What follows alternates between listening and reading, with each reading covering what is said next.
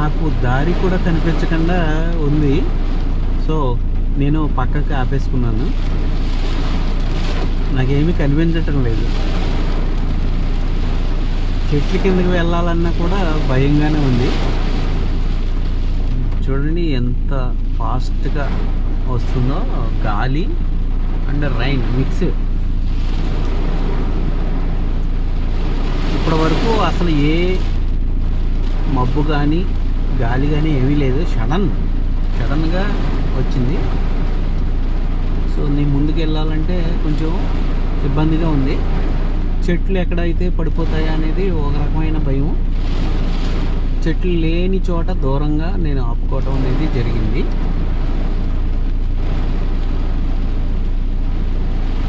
So Rajahmundry అయితే ఈరోజు cool అయింది.